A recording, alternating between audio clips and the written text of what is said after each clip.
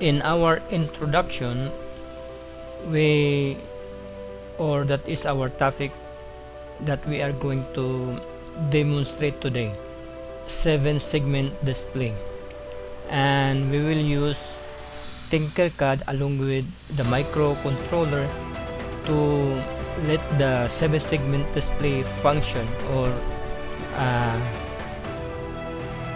light or glow. Of course, we can do it through our program, but let me just explain a little that this 7 segment display uh, have 2 types. The first one above is the common anode 7 segment display, meaning when it is common anode, the 7 segment or the segment will glow when we apply 0, meaning to say when we write 0 or have a signal 0 to any of the segment through the pin numbers, then it will glow. While in the bottom is the common cathode. It is the opposite of common anode, because it will glow when we apply through the pin numbers when we apply positive, meaning to say when we send high signal to the any of these 7 segment display, it will glow. And then in a common anode, it will glow when we apply 0 signal or low. Okay, so we have the difference in a statement we have shown here, what we have said. Okay, so let's perform 7 segment display with Tinkercad. Okay, this is my equivalent layout of the circuit using 7 segment display to display 0 to 1, 0 to 9 display. So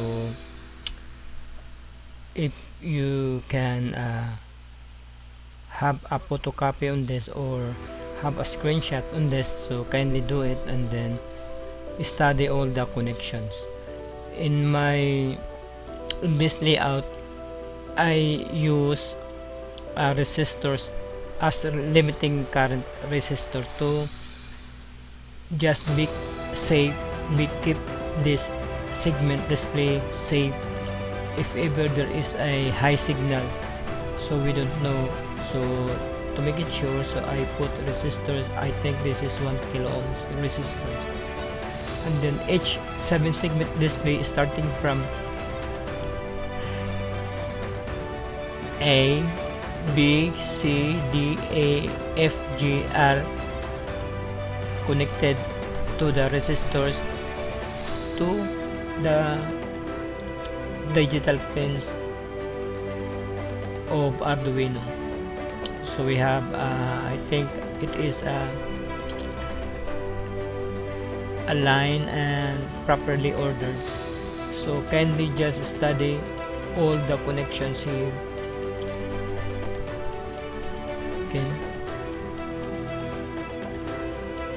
in this project we have done connecting each segment to a corresponding pin in Arduino digital pins, wherein we followed in order that this A is connected to pin number 2 and B is connected to pin number 3 and C is connected to pin number 4, so on and so forth, meaning to say even the decimal point has been connected to a positive 5 volts, and each connection to 7 segment before it reaches to the or segment itself, we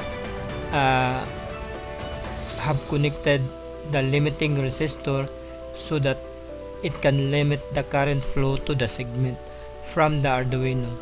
Okay, and then our project is this 7 segment display will display 0 up to 9, because this is only a single 7 segment display, therefore it can display 0 up to 9. So if we are going to first start the simulation, so this is the corresponding output.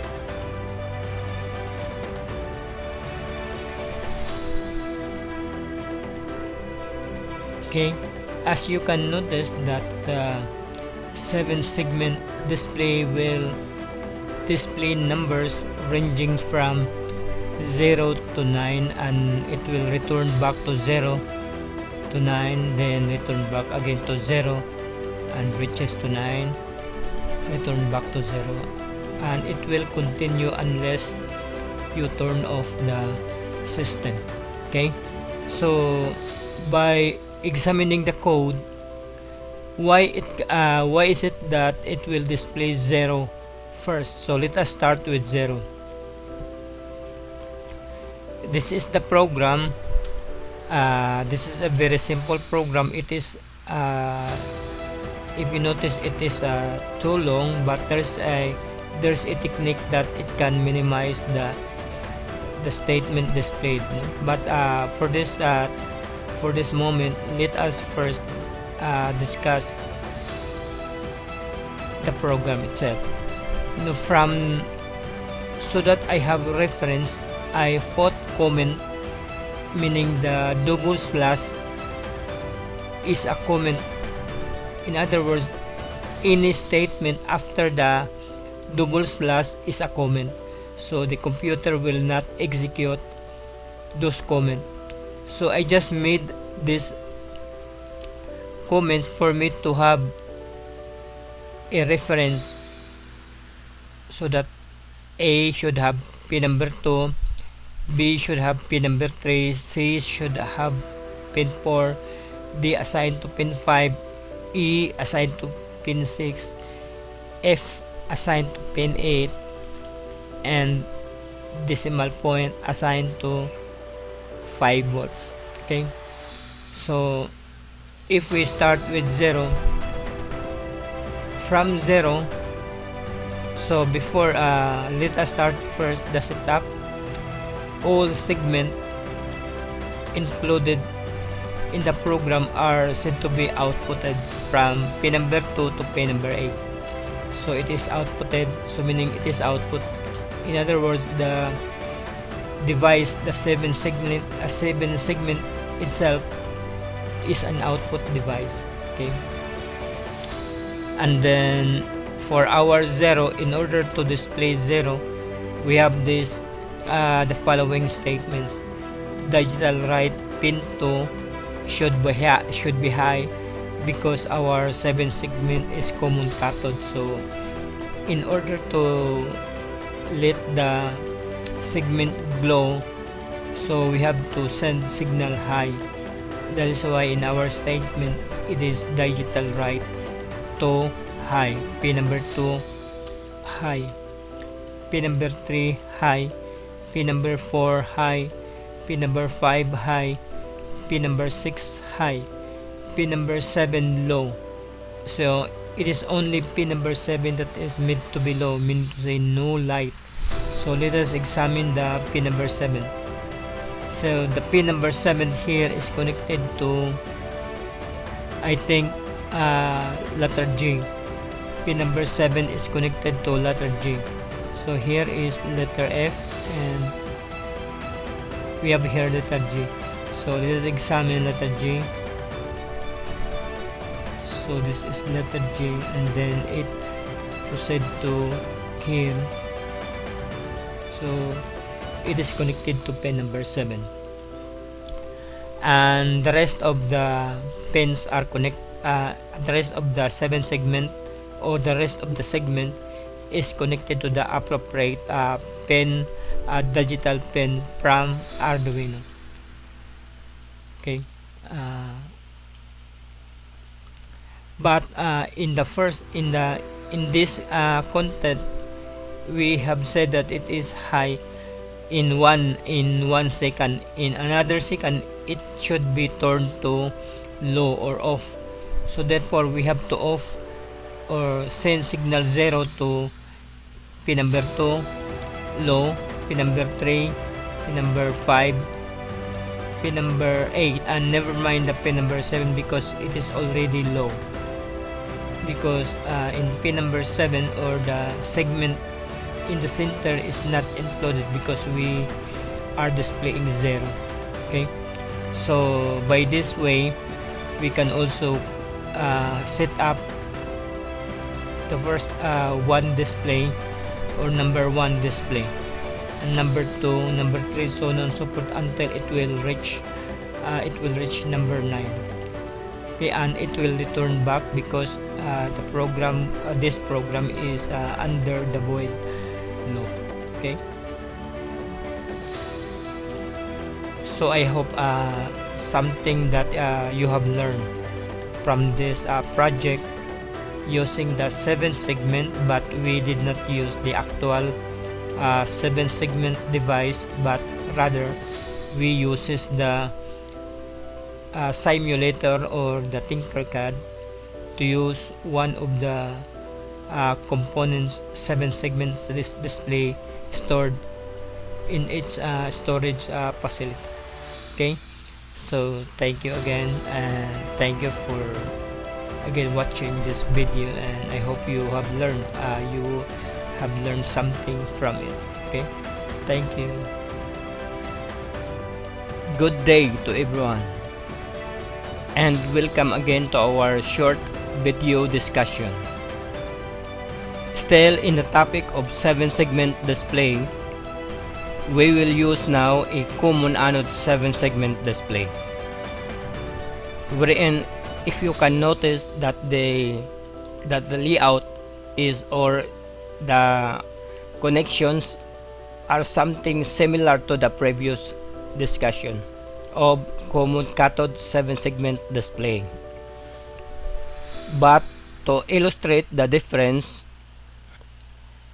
the wire colored black and the wire colored green are connected to different pins for the supply. For the wire colored black, it is a connection coming from the common pins of this 7 segment display common anode is to be connected, or should be connected, to the positive 5 volts, and the wire colored green coming from the decimal point, or DP, is now connected to the ground, so that the decimal point here should be active when you run the program. And the other connections are the same. It is just a matter of sending signal 0 or low and high, because in this type of 7 segment display, it will be active when it receives signals low. That is very opposite to the previous discussion, a 7 segment display common cathode, because it will receive signal high to let the 7 segment display be active. To show our program code, if you notice that it is opposite to the common cathode, because in this program we changed high to low, because again this 7 segment display common anode will receive signal high. So meaning to say that in the previous program we have, if the signal is high to let the segment active, then we will change it to low so that it will again be active in the common anode. So meaning if it is high in the common cathode, then we will change it to low so that this common anode 7-segment display will be active. And another thing, in the previous discussion, we have another blocks of program under what numbers to be displayed, but this time we deleted it because it adds another delay 1 second, so meaning it has an equivalent of 2-second delay. So this is just a program statement that is very important to let the LED display numbers. Okay, and if you follow the setup, then you can still start making a display of number 0 to 9. So the only thing is, from the previous common cathode display program, if the received signal is high, you just change it for the low signal for this common anode. So this is only prepared for common anode. Okay, so if we are going to simulate the system, so this is the result.